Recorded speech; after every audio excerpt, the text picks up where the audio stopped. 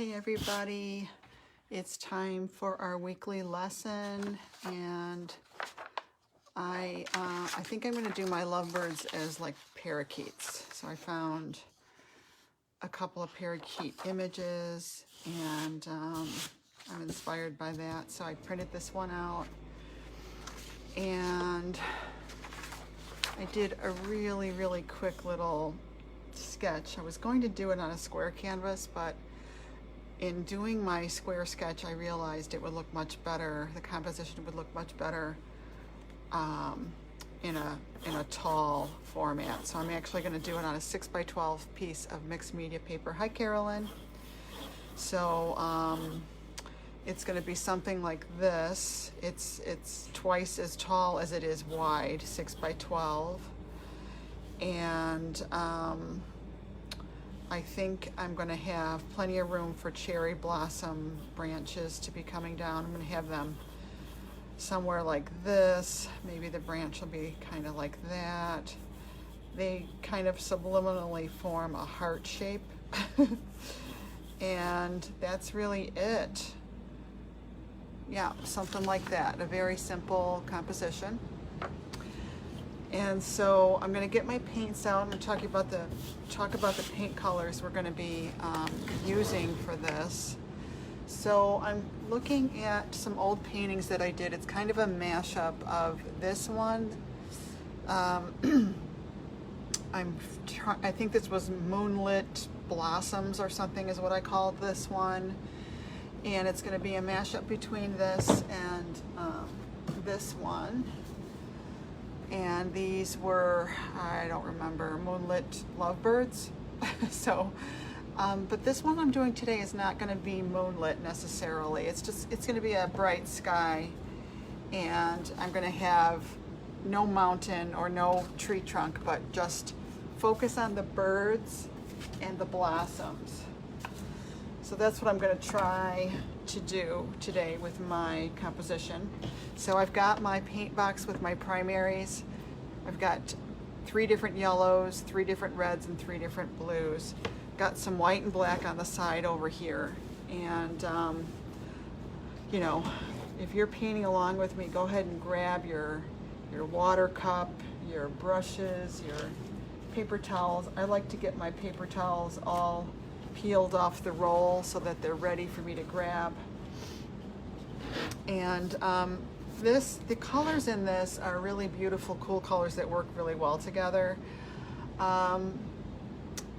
Let's see, I don't have a phthalo green. I might grab a phthalo green. Let's see if I have some. I have it.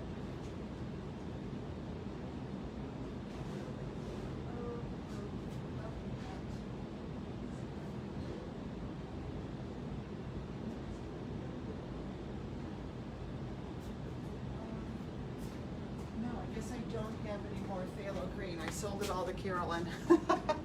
So that's okay. We'll make our own green. And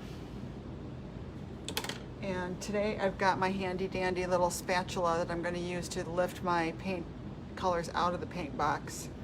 So let's do that first. Let's make a teal green. Let's get some white on here too. So again, I'm going to try and set up my Stay Wet palette so that I've got my light colors on the top. Oh, that's Carolyn, you don't have to apologize. Dark colors on the bottom, cool on one side, warm on the other side. But really, this painting, it's really all, well, pink is the only warm color. If you have alizarin crimson, this definitely calls for that. I don't have alizarin crimson. I have quinacridone magenta. So I'm going to put out some quinacridone magenta in the middle.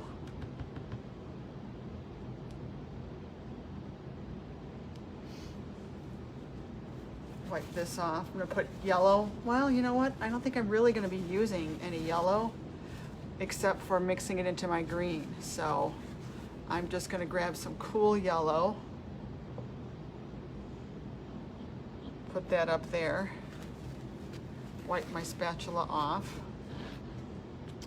Probably going to need a lot more of this magenta.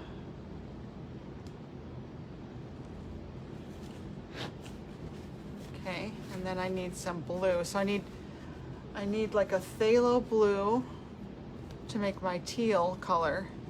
And then I need ultramarine blue for, but I'm going to keep my colors a lot lighter than the moonlit one. So I'm not going to grab a ton of it, but I'll put my phthalo blue here and my ultramarine blue on the other side. So here's my ultramarine blue, put that here. All right. Wipe this off, and I'm going to switch out, just get rid of this paper towel because it's just going to be a big mess. I keep wiping where there already was paint. So from this now, I just want to show you some color mixes that I think I want to use today for this painting. Okay, so I'm going to put them right on this piece of paper. So I've got a bit of a plan ready, and now I'm going to be working up my colors, and then I can just concentrate on painting once I have that figured out. So let's make our teal by getting a little white, a little yellow, and of course phthalo. And here's a beautiful teal color. Love that. Aqua, you might call it. So that's one of my colors, like an aqua color. Okay. I also want to have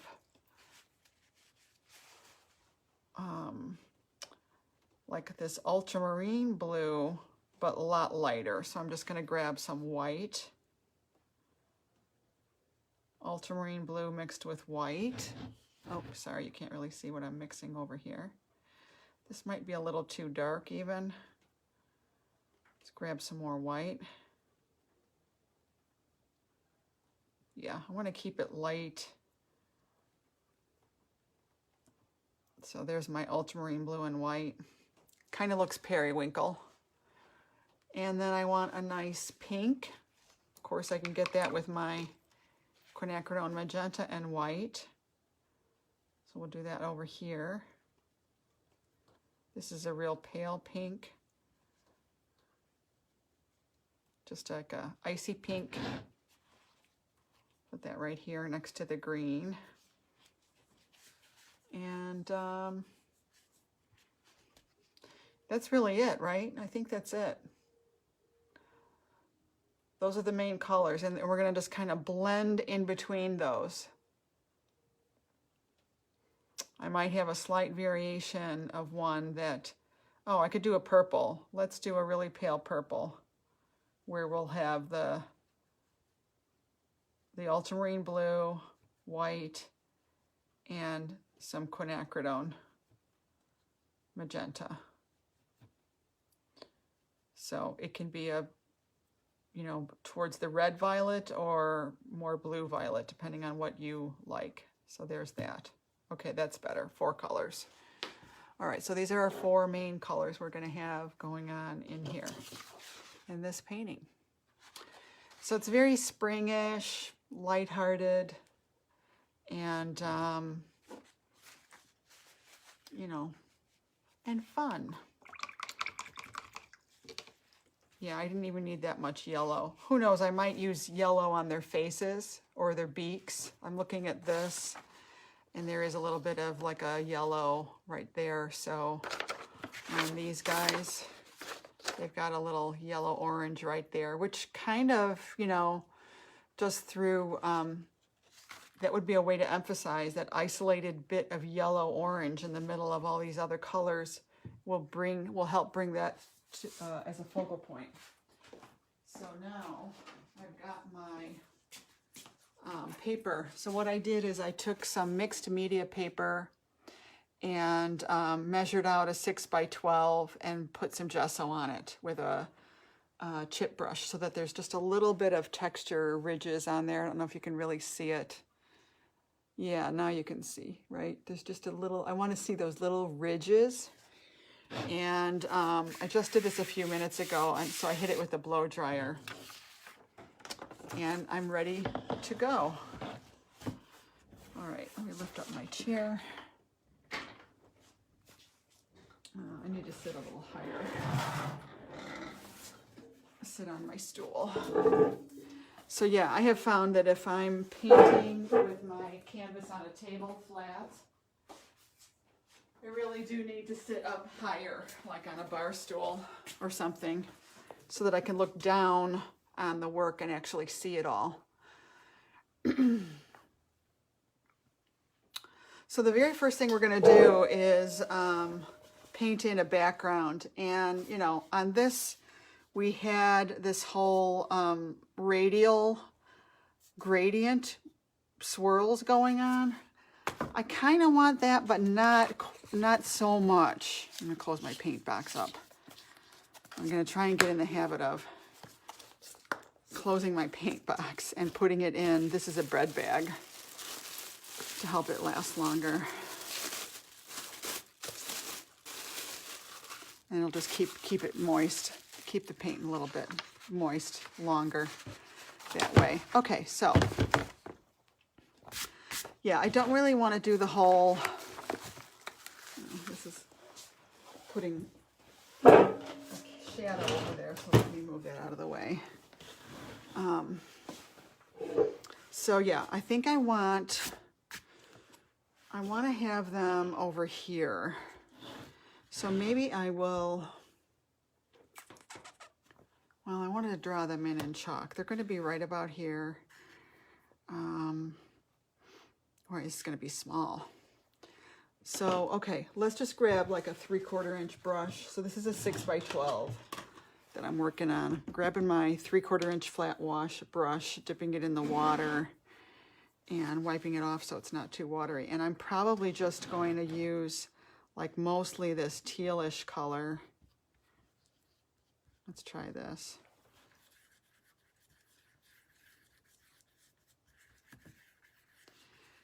And I don't know that I want a radial thing going on. I'm not sure what I want.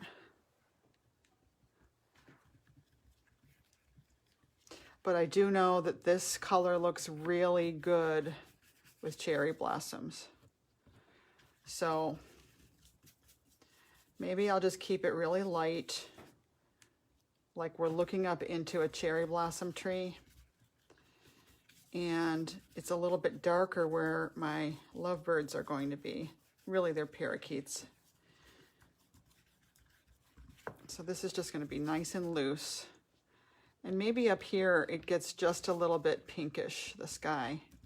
And of course, if you mix like a quinacridone magenta with a cool blue, a cool green, it goes purple. You know, because it's mostly blue and pink. So, might even get just a little bit pinker up there. Maybe that's the distant pinkness of the tree.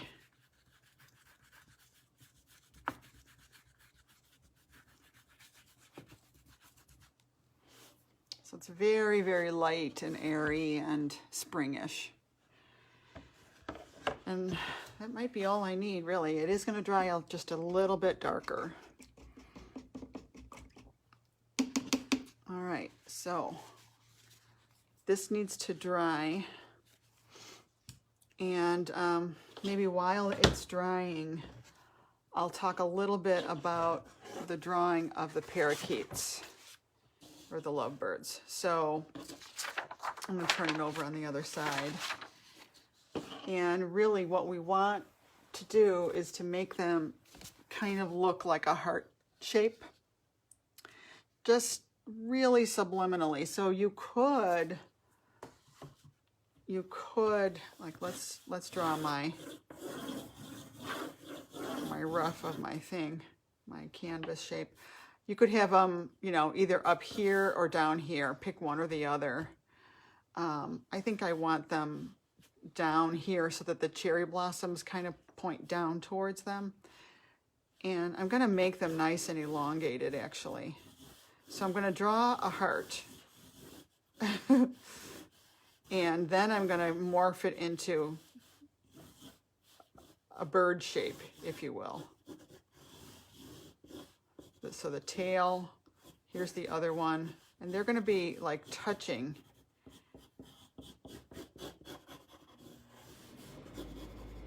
Or maybe even crossing over. I've done that where their tails kind of cross over each other. That might be better.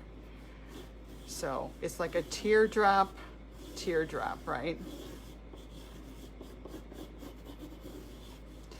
And then you can just add a head on. They don't have much of a neck, birds, you know.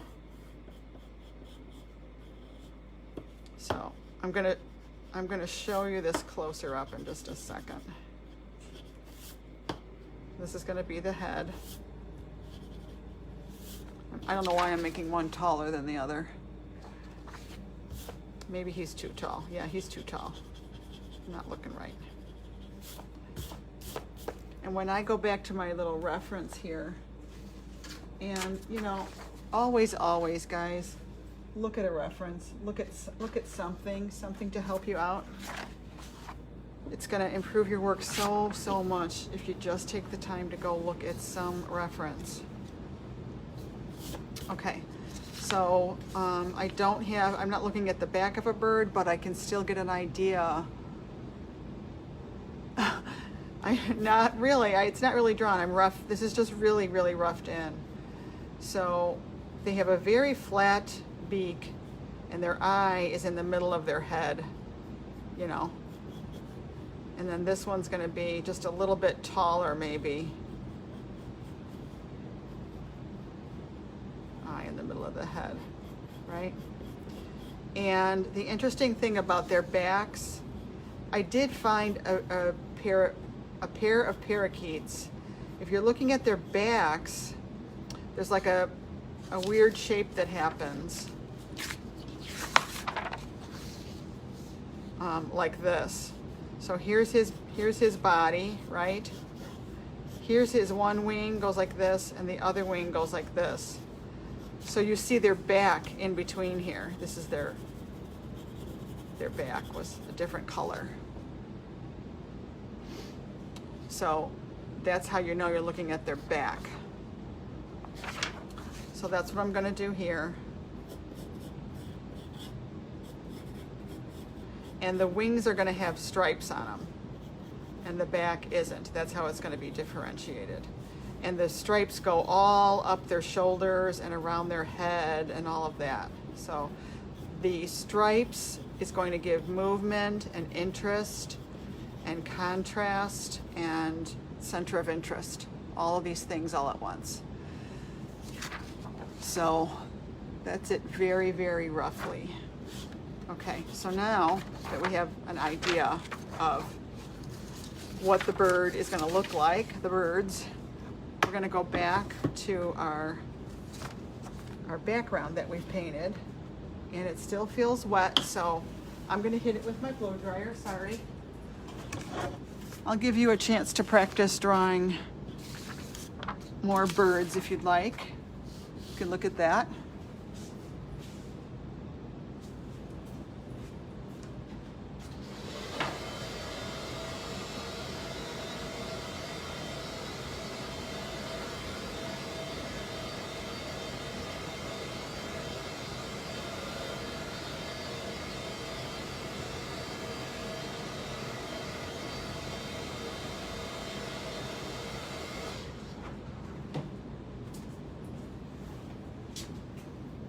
That looks pretty good now. It's pretty dry now. It's a little bit buckled, this paper, but that's okay. And I'm going to keep these cute photos nearby. I really love this one. These birds are so pretty, aren't they?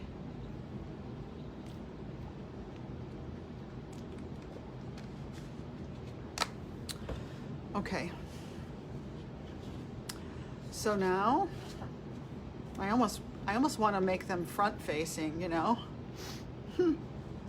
I guess that would, you know what? I wonder if I should make them front facing. Let's, you know what? Let's explore that for a second. Maybe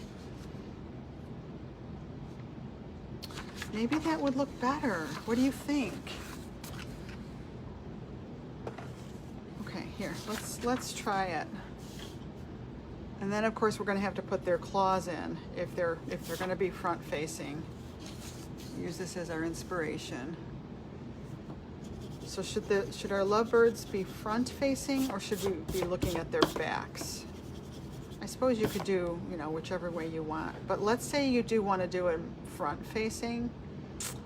Okay. And really, apparently they like to sit on a branch that's pretty horizontal. You know, no weird crazy angles. And they're going to have these, you know, claws, but I would say first let's get their bodies in and put the tail. So what I do is I like to just draw this heart, because it's got to look like a heart first of all. That's the whole point of this cute painting. So draw your heart in.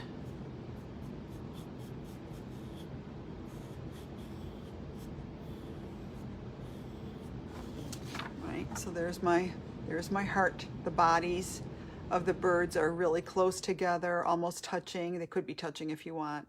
Their tails are crossing over. They're going to have their little claws, 2 sets of claws here.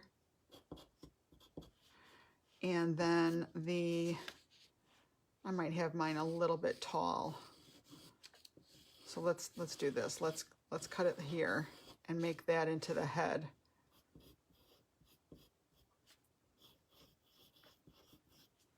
Yeah, that looks better proportion. A little more like that. I had them too tall.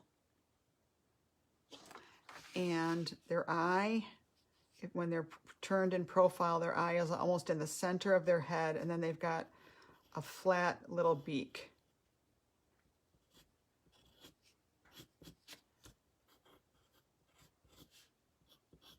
No neck. They really have no neck. They have like maybe a lump on their back. That's about it. And then we can put a little bit of wing out here and wing here, and that will have the stripes on it. Oh yeah, I think that'll work. Yeah, I think that'll work.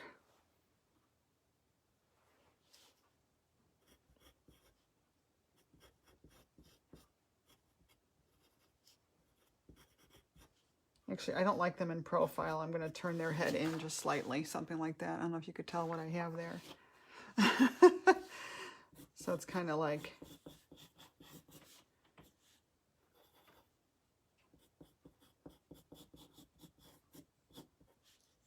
and the other one's head is going to be like that too.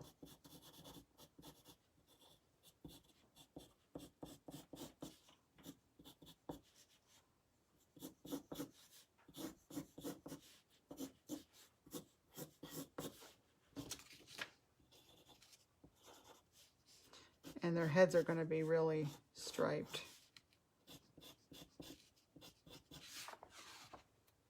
Okay, so it's going to be something like that. If you want to look at the screen, it's something like that. I may have drawn the head a little too big. And actually, I guess the back of the head is even wider. Yeah, when I look at this reference. Yeah. Like a wide head, and then the wing comes out. Yeah. Oh, and the beak is shorter. Hold on. See, all these observations we're now making. The beak is like, it's almost like a square with a little point. And this tiny little eye way on the side. I had that, yeah, move the eye way on the side.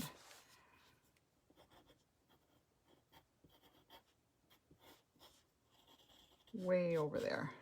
That's better. there's a lot of space from the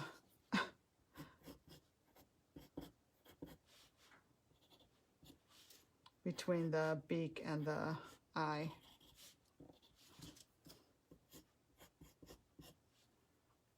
And their heads are kind of flat.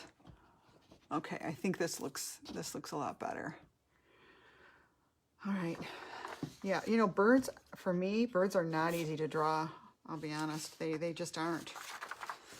But I think that's close enough. I really do. I think that's close enough. And I think I am going to do them front facing. Okay. So now what we can do is we can use like school chalk to rough in. Where's my school chalk? To kind of rough in the shape.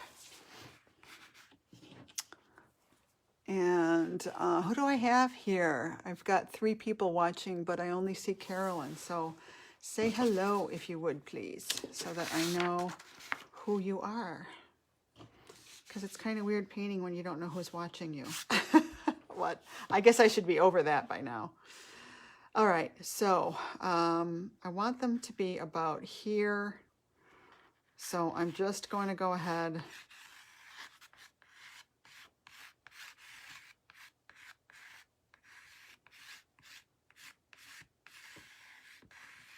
and put a heart in. Oh, hi, Helen. Hello. It's great to have you here. Oh, my goodness. We never get to see you, girl.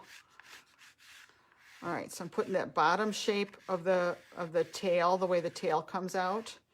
And one's going to be in front of the other. I don't know which one is in front yet, but it doesn't matter. Okay. And I know that you can't really see this yet, but you will soon, I promise. Here's the branch. Actually, that's too low. I'm going to put the branch up higher. Picture about where their feet would be and put the branch there. Okay. So now then I'm going to figure out where the head is, something like that.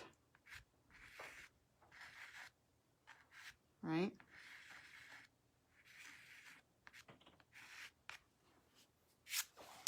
And that looks pretty good. I think that looks pretty good. Oh, I just really scratched that. All right, so now I want to kind of figure out how I'm going to have beautiful cherry blossom branches coming down. I guess they're just going to be every which way. Cherry blossom branches, right? I'm not even going to worry about it. Just going to put lines. And then I'll figure it out later. All these chalk lines can be taken off, by the way. All right, so now, if you start to feel like you kind of have something going on there, then you can pick up your pencil. And we do need to kind of pencil in, you know, where they're going to be. So I'm going to look at my little cheat sheet here that I did. And I'm going to do the head, comes out like this, then the body.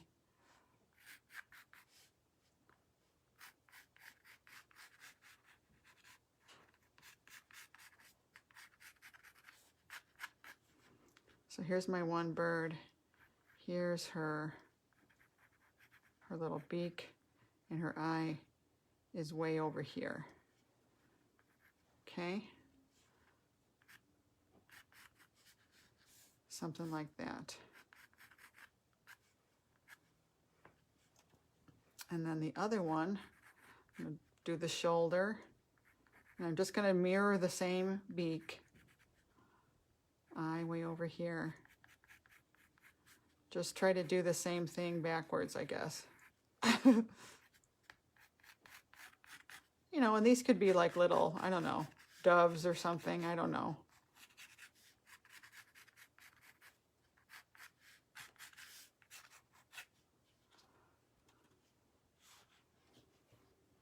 That looks kind of long, doesn't it? But, you know, it's okay. We're exaggerating a little bit. And then their claws are just maybe 3 little marks. like that.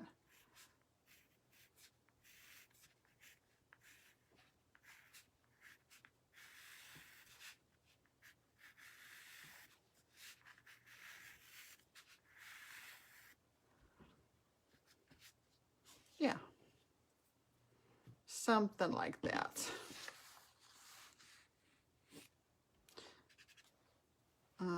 Yeah, I don't know if I don't like that quite so much, so I can make changes.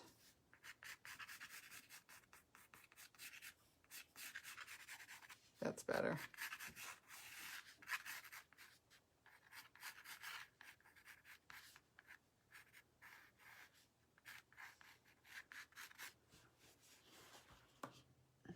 Okay, so something like that. Now, I like how that one is really small and low, actually. Parakeets have high foreheads, so the eye is way over there. Way, way, way over there. Okay, that looks, I think that looks pretty good. I like it, I like it.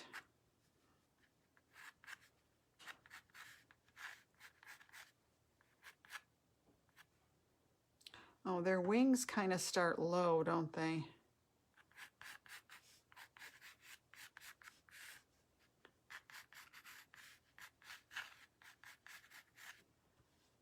Yeah, okay. They really look like a pair of bookends there, don't they? All right, so, and then of course, this is a cherry blossom tree, so it's gonna have branches, right, coming off of it.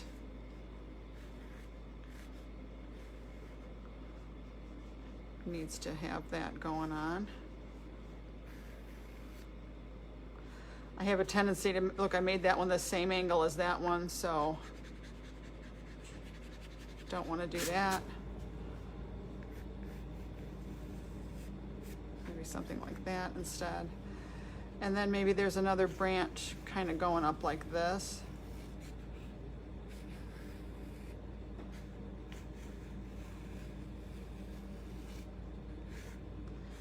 And some of these could go down and point at their heads. So we want to use line to our advantage to bring the eye where we want it to go. Maybe one's coming in from the top and pointing straight down at them. You know, maybe that's enough. All right. Oh, I want some to go behind them too, so let's do that. All right, so some of it is just going to be soft blurbs of color, and some of it is going to be actual branches. I think what I'm going to do is the distant, soft blossoms on the tree, and then I'm going to put a layer of branches, and then I'm going to put blossoms on top of that.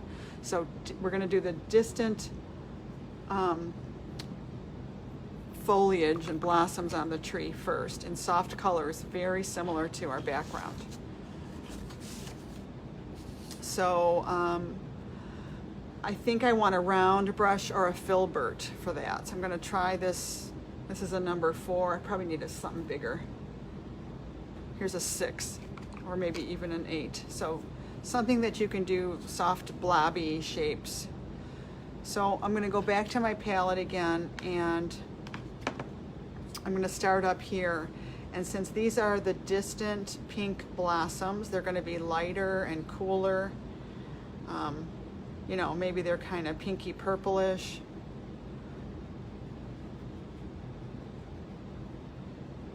And I'm going to hold my brush loosely and just have fun with this.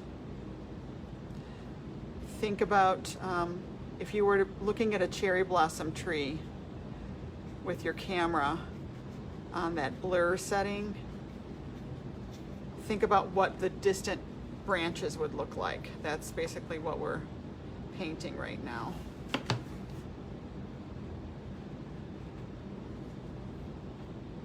And you don't need a ton of these. I'm going to keep them on the purplish side, rosy, or the red violet, very pale red violet side.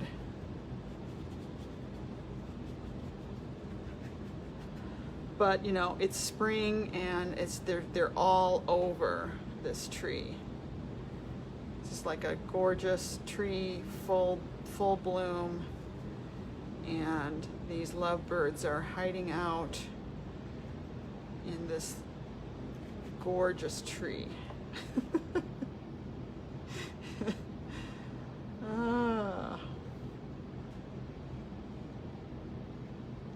Stay loose, my friends, stay loose for this. Very loose.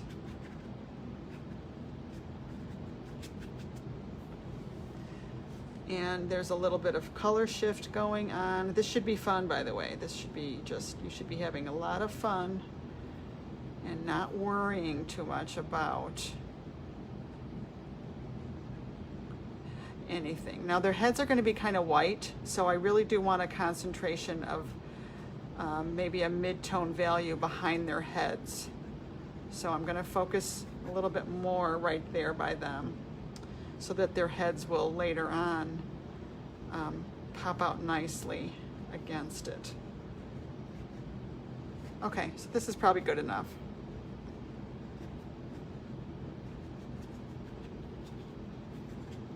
So yeah, we do have a little bit of pre-planning going on in our heads. Any place you know is going to be white on the bird, put a little bit of a darker value next to where that's going to be. That is giving me an idea for spring. Good, I'm glad. I'm so glad, Tammy.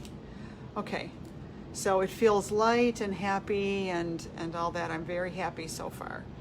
Now I need to let that kind of dry. Well, you know, maybe not, maybe not. I want to do my branches now, okay? So I think a really pale branch color, a neutral, like a, let's mix up a color for that. What do I do with my paints? Oh, here they are. Now I do have raw sienna in my palette, which is a beautiful, a true neutral yellow. So you definitely need to make the branches light yet neutral, earthy color. Like you could use, you know, raw sienna and a little bit of black or raw umber or burnt umber, or, you know, burnt sienna, but warm it up with some yellow, you know. So I'll show you what I mean. We need a color that is, and I'm going to do it on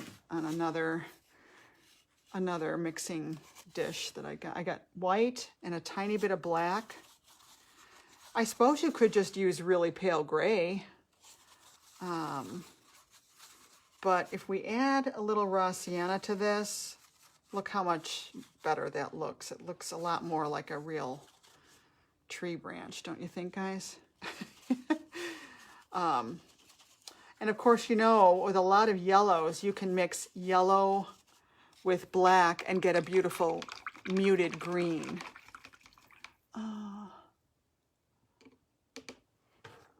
Okay.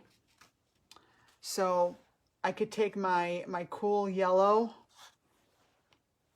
cad yellow light, let's say, add a a really tiny bit of black, and look at, you get a green shade, which is that's a beautiful, you know, young spring green color. But I don't think that would totally look great as a branch color. This would be great for those leaves, I suppose. Which actually I might just go in and these would look good splattered. Oh yeah, splatter, splatter. I'm already splattering. How bad am I? Oh yeah, it looks nice splattered. Or, you know, a light wash of it here and there. Again, we want that spring feeling, and this sort of green is definitely going to give you that springish feeling, right?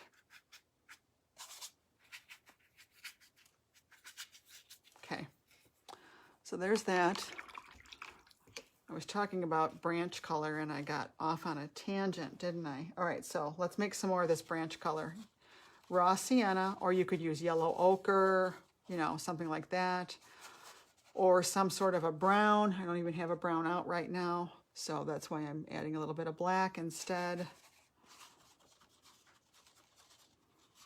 If I wanted to make this maybe a little browner, I could probably add some blue.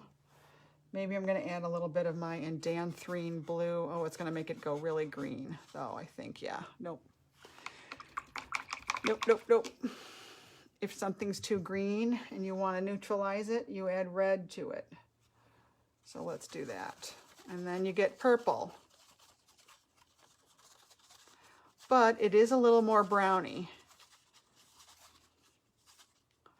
And I don't know, that might be a decent branch color. Yeah, actually, you know, sometimes when you actually go and put it on there, you just test it and see, and it's like, oh, yeah, maybe I could use that after all. Right? That looks so good with the light green. You like the light green? Yeah. Okay, let's add some more white to this.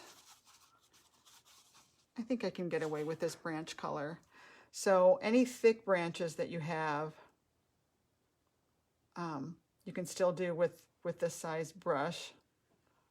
But very soon, you know, this size isn't going to work too well for me. So I'll switch it up and get a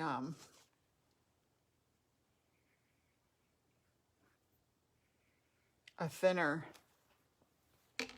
I may have kind of made my branches too thick already. And let me just say, inevitably, if you're teaching this class, people are going to be really afraid of drawing branches and really afraid of making their lines too thick and all of that. So honestly, go ahead and I would say just paint thick branches so that people see that it's not the end of the world. And it really isn't. If the branches are too, you know, are thick, it's not the end of the world. We're gonna put a ton of beautiful flowers, like a ton of flowers all over this thing. Okay. So we just want like hints of branches here and there.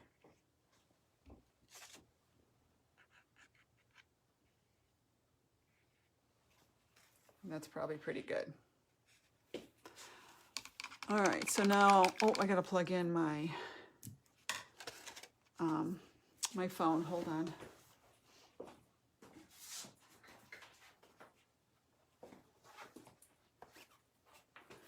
And I'm noticing too, as I walk away and look at the painting, that my eye goes right to that branch. Sorry, I'm trying to plug in.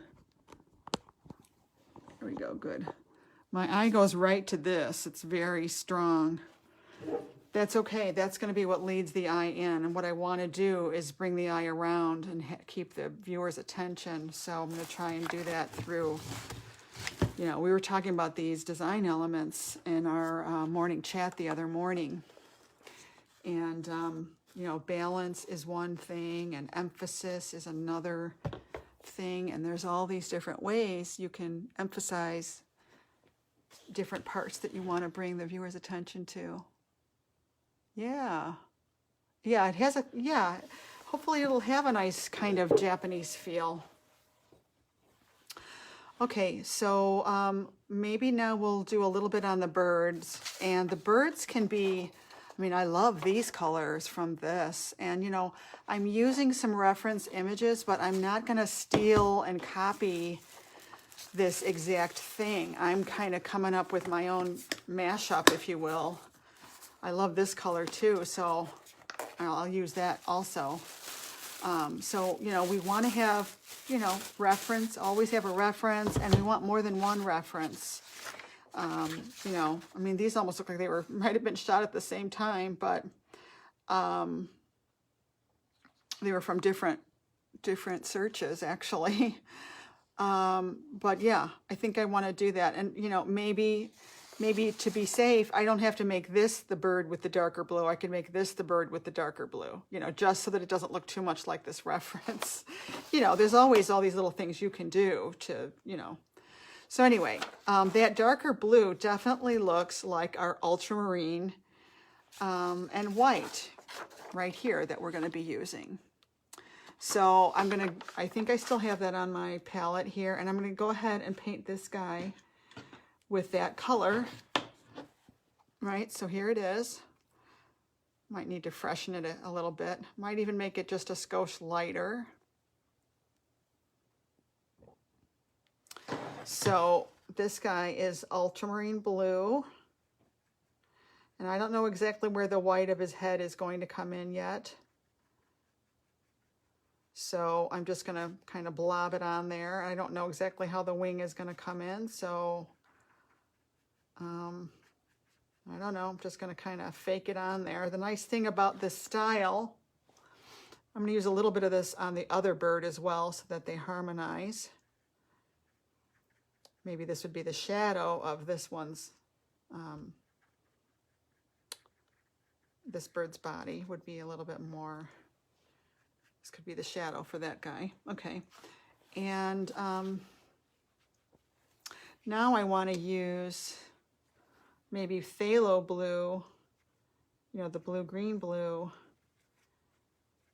for this one's body. So this is just phthalo blue and white. I might have still had a little bit of ultramarine in my brush, but that's okay. And again, the partner has a little bit of her color, you know, because they belong together, they match. Matchy, matchy.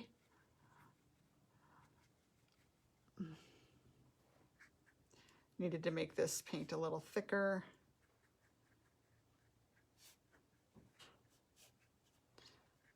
Okay. I'm going to go a little bit darker on my ultramarine blue bird now. Just a little darker. Just giving a little bit of form, you know, not much. Oh, that's a lot darker. Kind of imagining a rounded breast there and adding a little bit of dark. Right away, that brings our eye there, that little bit of form. Blendy, blendy, just a bit, not too much. Don't have to do a lot of blending with this style. Actually, I like that, the Dobby look. And maybe I'll bring this down.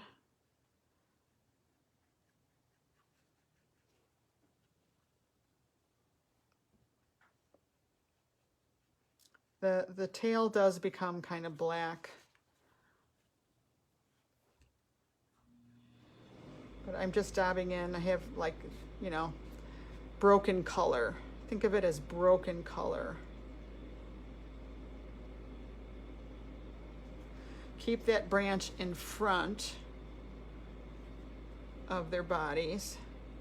So you might have to come back in, you know, and paint the branch back in. That's okay.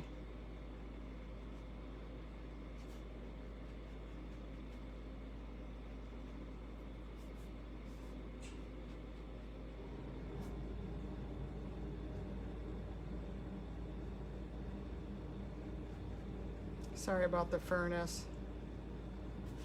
Loud, I know.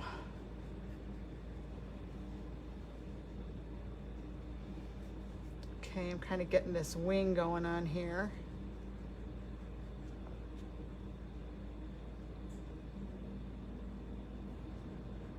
Making the wing just a little bit lighter. Okay. And it's okay if they're fat and happy. Right?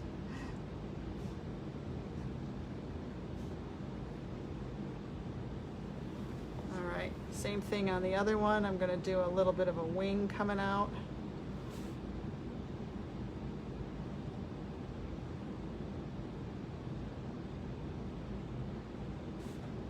And then the wing comes down.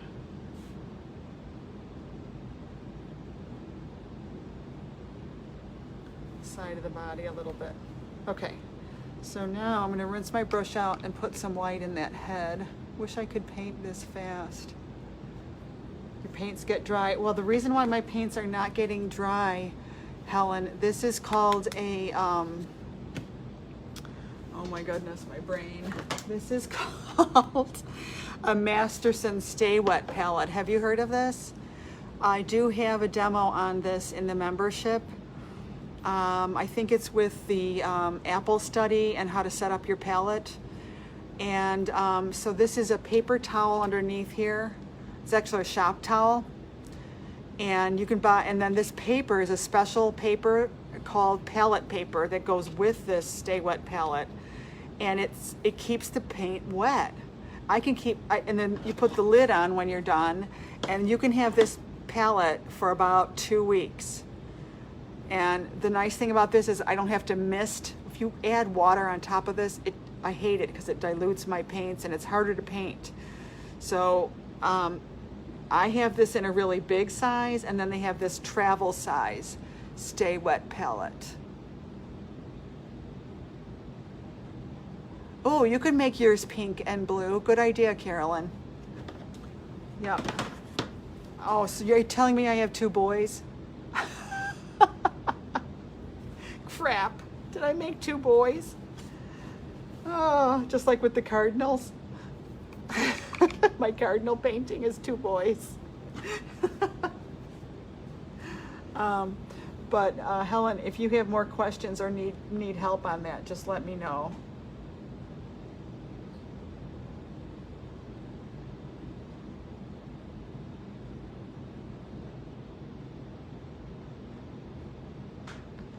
So, you know, the darker you make that background, the more their cute little heads are gonna come out.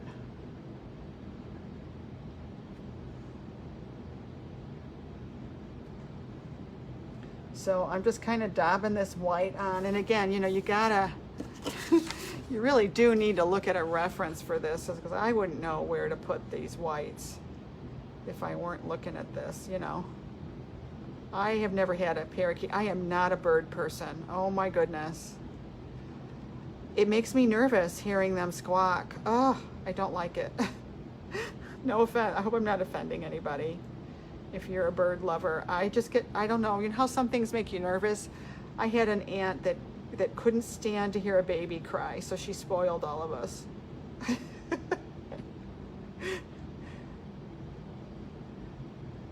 Some people just have things they just cannot bear to hear, you know. I cannot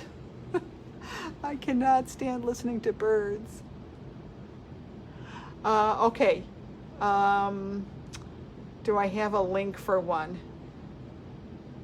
If you remind me, I'll look for one for you, but if you just look up STA space WET palette, which I think is PALETTE,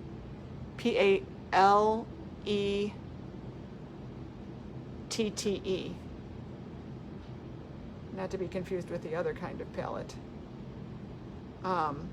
You should find it.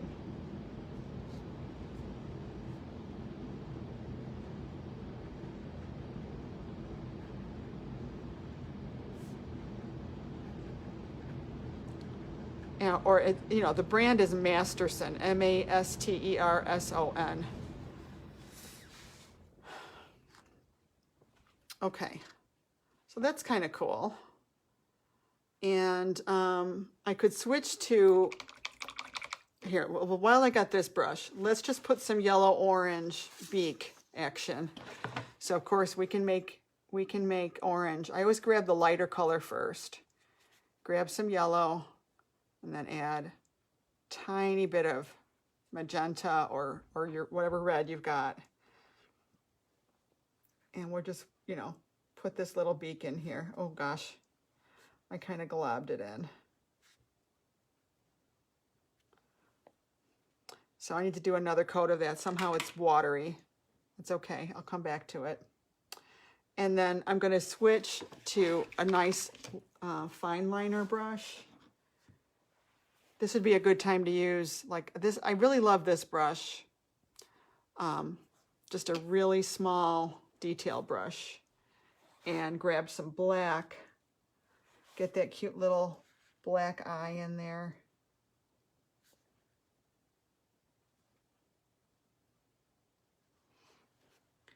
And then they've got these adorable little black lines, they're so small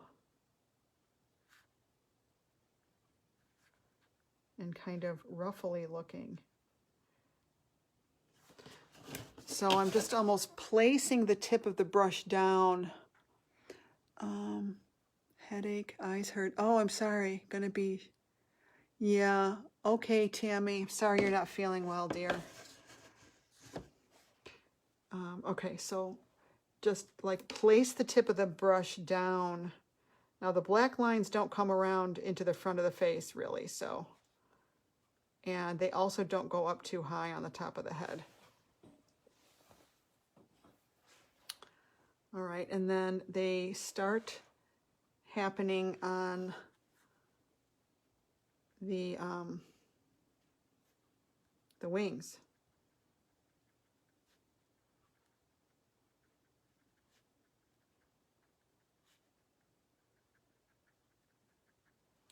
So I'm just going to put some of that out there, and then around this point is where the wings actually just become black.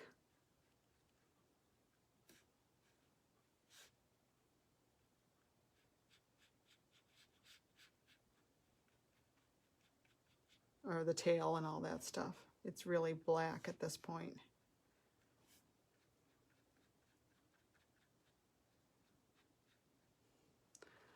So again, this is going to bring that nice, this is the bottom of the wing, attention. Oh, maybe I made the wing too long. I don't know, maybe not. I kind of have elongated birds here.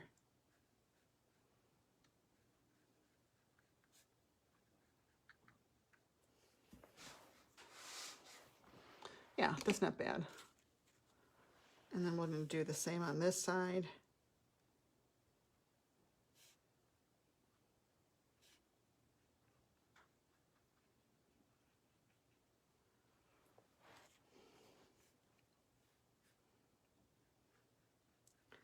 Yeah, this might be, if you're going to teach something like this might be, you got to stay loose for this. This would be good in watercolor too. I think this would be a good. So this one's wing might be a little bit different maybe. If you want it to be, it could be.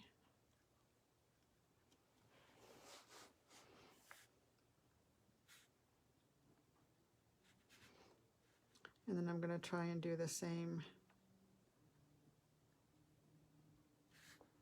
little hints of, sometimes it's, I really do have to turn my canvas to be able to do the maneuvering to match what I did on one side, you know?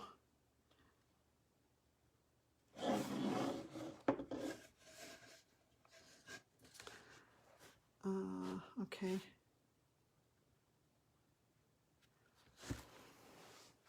Maybe I'll just make the feet black. Oh no, they look white, don't they? I think I'd rather have them black though. All right, so here's 1, 2, 3. 1, 2, 3. Just loose.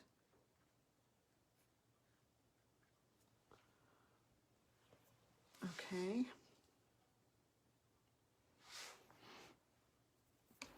And then I can add my white stripes. So I'm going to let the black dry and I'm going to come back in. Oh, you got to go? Okay, Carolyn. I'm going to come back in and put the white stripes. And I'm going to do the flowers and then we're pretty much going to be done. So let's see. Let's do some flowers. So we did our distant flowers, which was just, you know, soft blobs of color. We did our branches, and now we are ready to do flowers. So we're going to go back to a larger round brush, and basically we're going to use some pinks.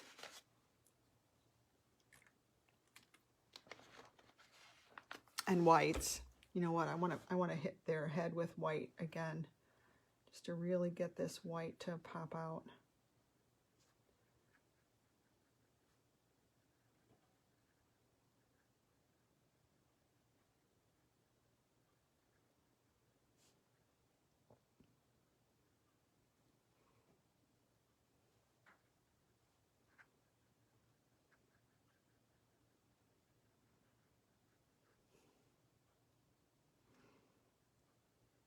cleaning up around the beak a little bit.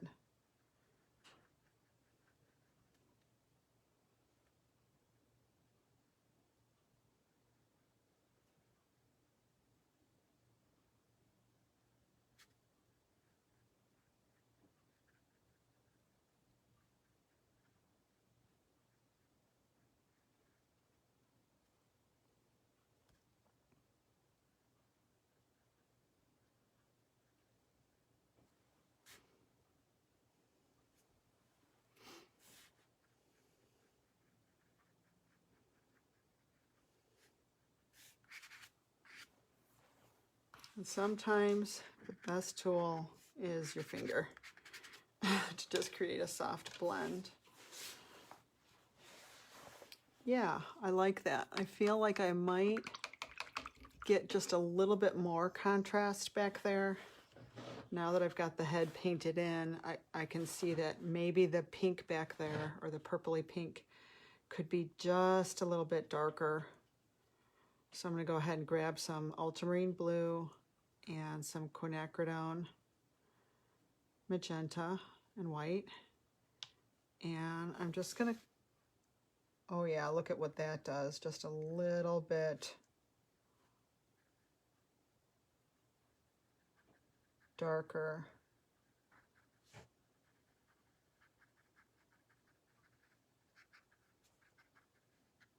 Yep. Look how that makes that head just come forward. So I'm going to turn it upside down and put just a little bit more of that.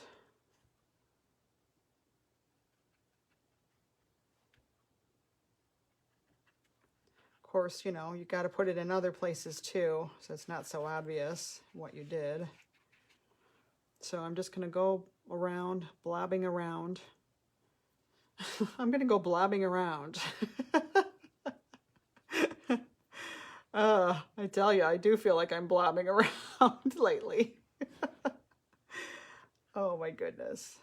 I'm here all night. No.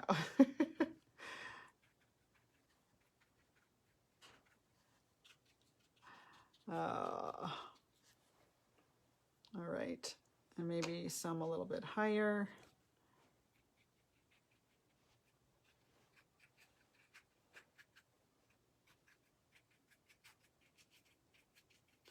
I kind of tend to make the corners of my paintings a little bit darker,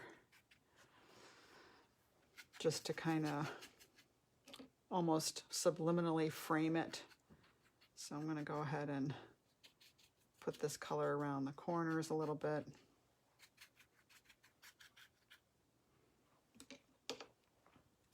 And I'm losing that pretty aqua. I want to kind of get some of that back in. I don't want that to totally disappear. So the aqua was my phthalo blue, white, and the really tiny, tiny, tiny bit of cool yellow. And that, that just really makes it look springy. So let's come back in with that. Oh yeah, look at that.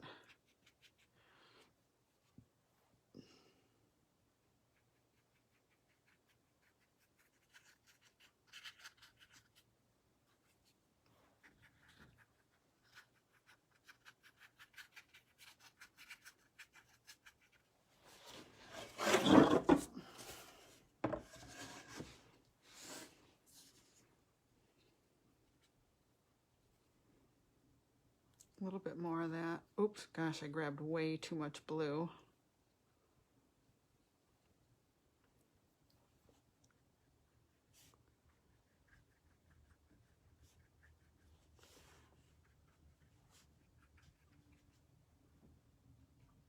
Yeah, that's too blue, isn't it? But since it's on the bird,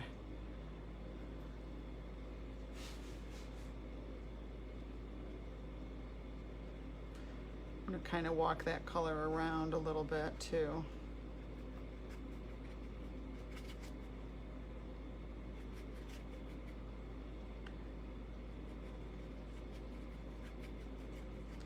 you could definitely soften areas.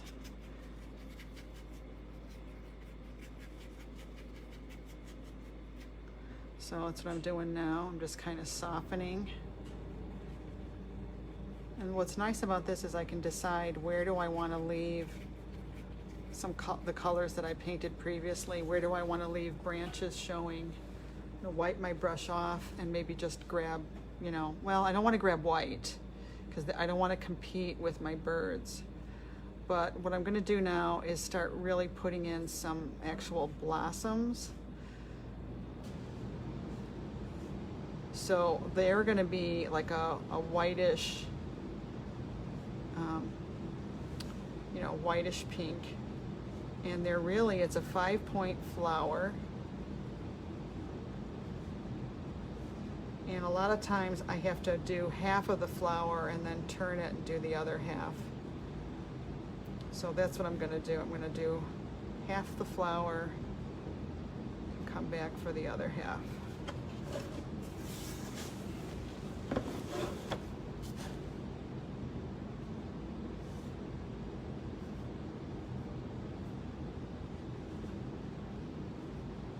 So I'm doing 3 strokes, and then I'm going to add 2 more on the other side of all of these that I'm painting right now.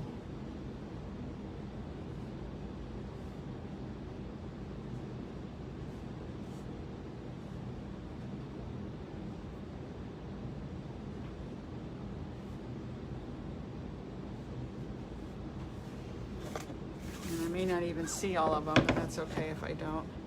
All right, so let's go back and find some where I did 3, like right here.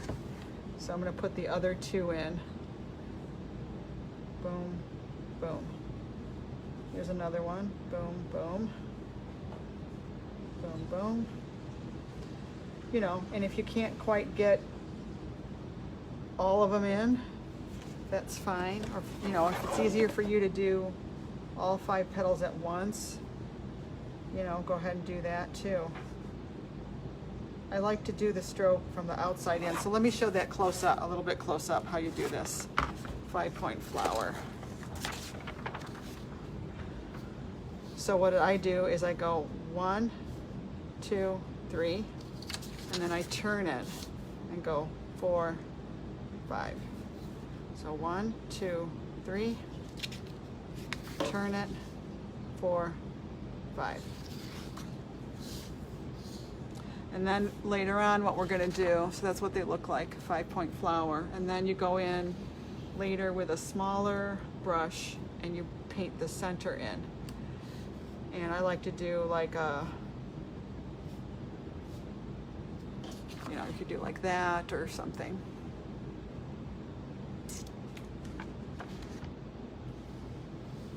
Good, good. I'm glad you're going to stick around, Helen.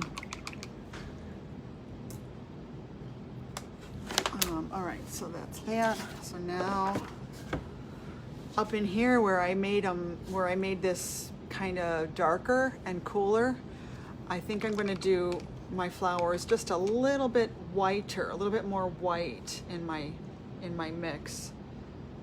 So, and I love painting these cherry blossoms. I really do. So here we go. 1, 2, 3, 4, 5. 1, 2, 3, 4. Some of them could be 4 if you want also. Why not? 1, 2, 3, 4, 5. 1,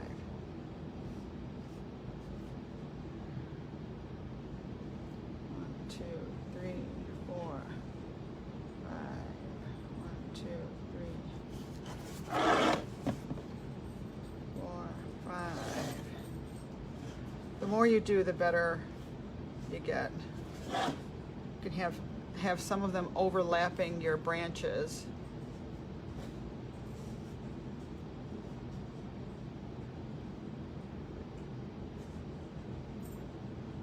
Oh, big glob. You do need a decent round brush for this. You want to have some of these flowers also going off the edge. And every once in a while, you kind of need to clean your brush out and reload it with, you know, fresh white.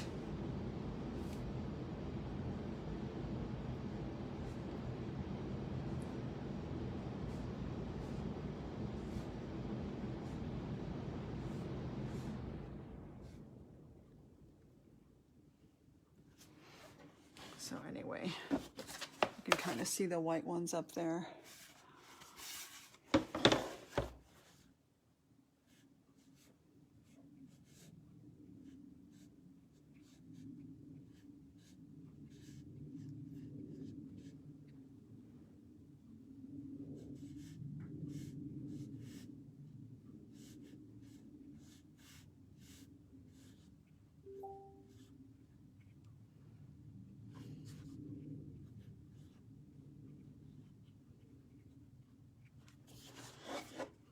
So you just basically fill it full. Okay, now I'm going to do some really punchy pink ones. So maybe like, where do I really want some attention? Maybe right by my birds, right?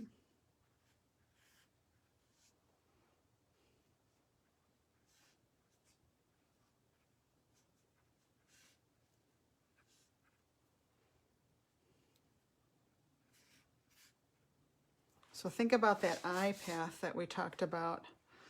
If I look at this, if I stand back and look at this now, the eye might come in this way. It definitely wants to go around and look at this. How can I get the eye to come linger up here? I can use this branch, and then I can strategically place some flowers up here so that the eye, because the eye kind of follows, you know, where there's a dark line. So I'm just going to pull some of these up here and just kind of make the eye come around this way.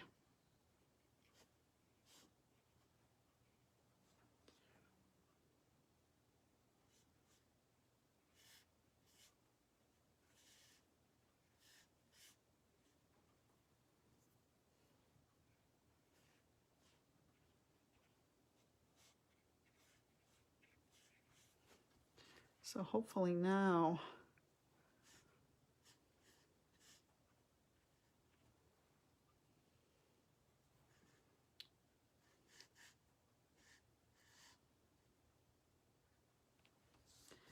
the eye kind of goes up. Yeah, I think that helped. I do think that helped.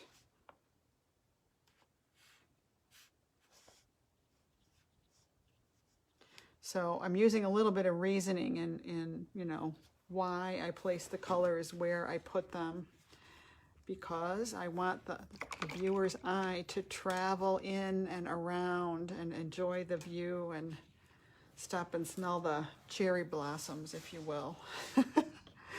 So yeah, I might go back in with a slightly stronger orange on the beak here now. Just a little dot of it is all I need. Kind of bring a little bit of attention there. And I think I'm ready to go back in and put my white lines on the wings and the head of the parakeets, and that's going to really punch up the contrast,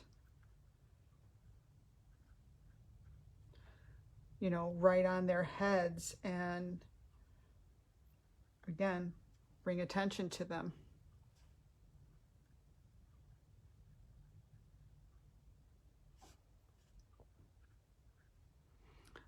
Come down their wing with this too.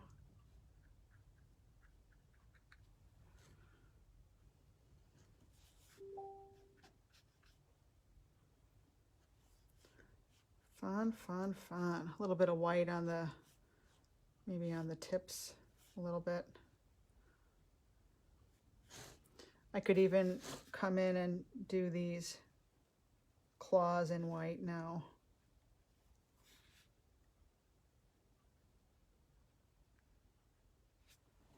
Yeah, they look better in white, but it looks good to have the black behind.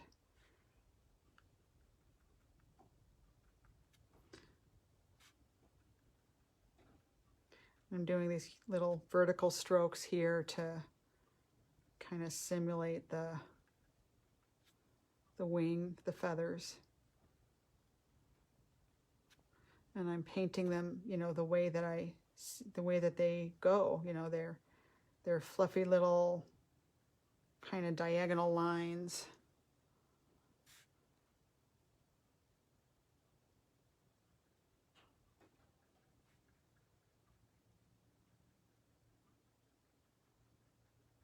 A little bit of a L textured look to their hair, or their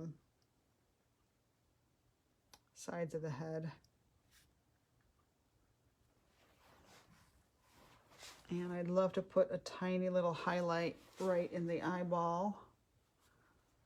So that's going to be a little hard, but I'm going to try. Oh, I think I did it. I did. Not great, but I did.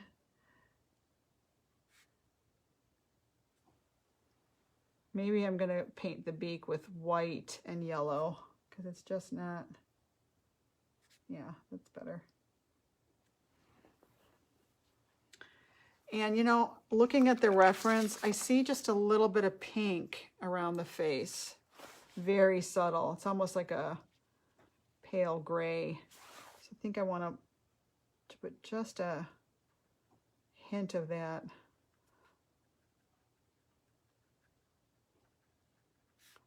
Yeah.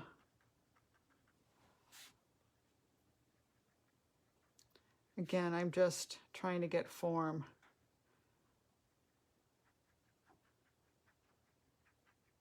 Yeah.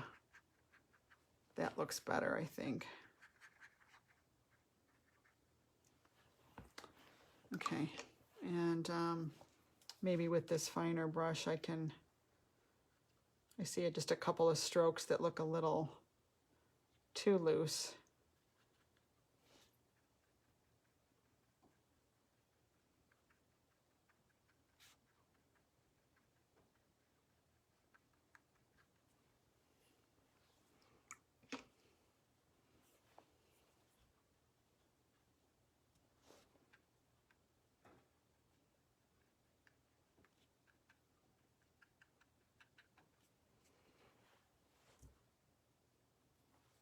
And I think that's the beauty of it is that it's loose and fun. And then the other thing you can do is splatter.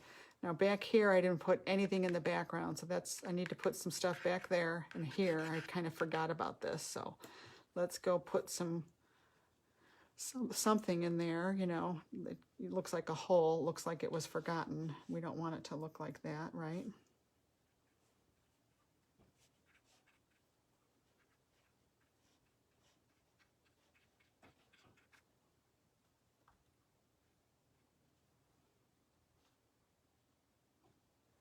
And then, oh, the other thing too is we can go back in and put our centers in on all the flowers.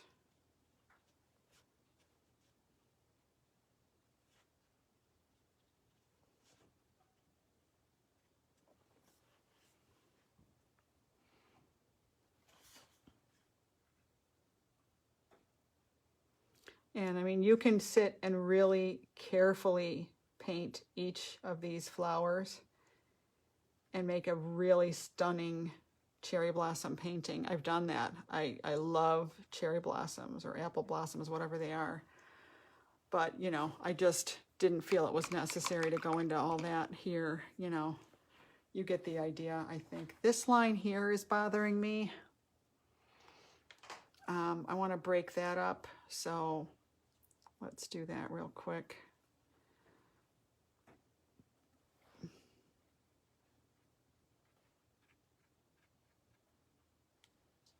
think that helped.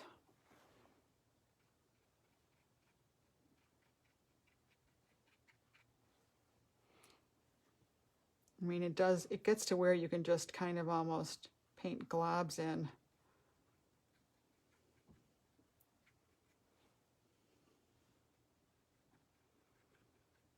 You know, and just make it really, really abstract.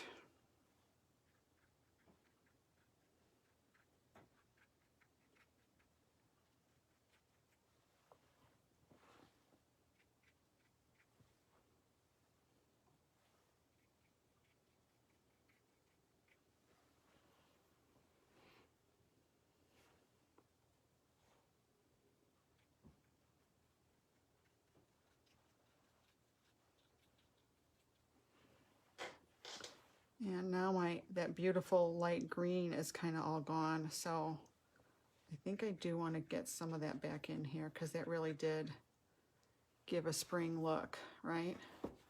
So let's do that. And again, I'm just going to go around and make them little globbies.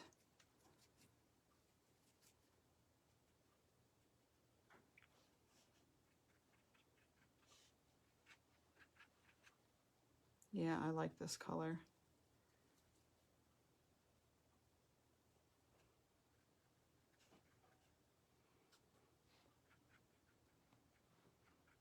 So it's like I'm, you know, painting leaves in now.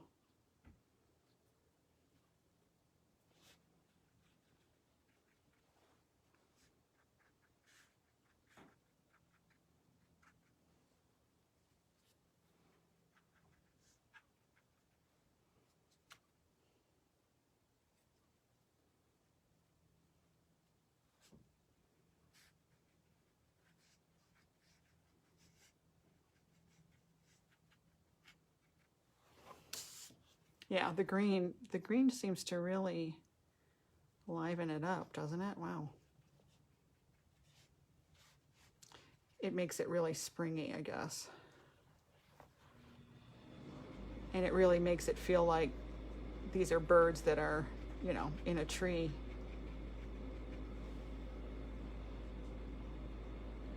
But this is a fun, I mean, I've never taught this class like this, but I think this would be really a fun class to teach people because they can totally customize it. This looks like a big mess right there. So, I mean, you know, you can always just let it dry and decide where you want to go back in and paint a really nice cherry blossom. And I'm going to have to go. I got to go see the tax accountant. But you can use a nail dotter and go back in and put your dots. I actually think I want to use, I don't think I want to use the bright red for the centers of the flowers. I think I'm going to use, I'm going to grab my nail dotter. I think I'm going to use white. So let's see if I can find a nail dotter.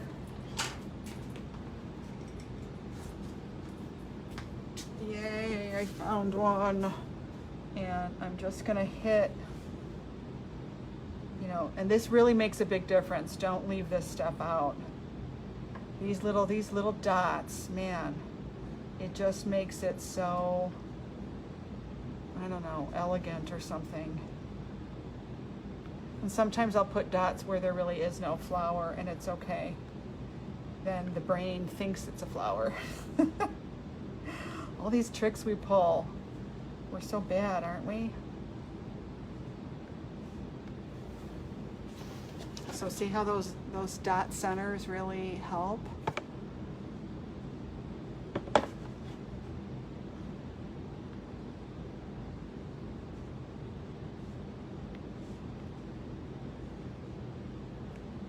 Oops, I missed the center. So that is it. I hope you liked this class, you guys. I enjoyed it. You know, just paint one for yourself just to enjoy, because it actually is pretty fun, this one. And that's it. I hope you do this one, and if you do, let's call them spring lovebirds. Yeah, hashtag spring lovebirds. Let me write that down really quick. Hashtag spring lovebirds. Get a Sharpie.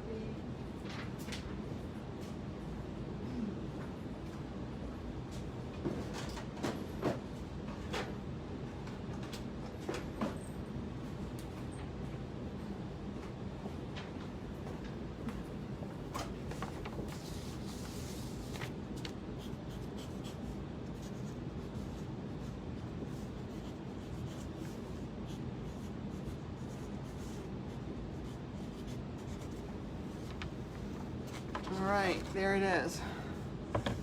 Hashtag spring lovebirds. Thank you, Helen. It's so great to have you here. All right, bye guys.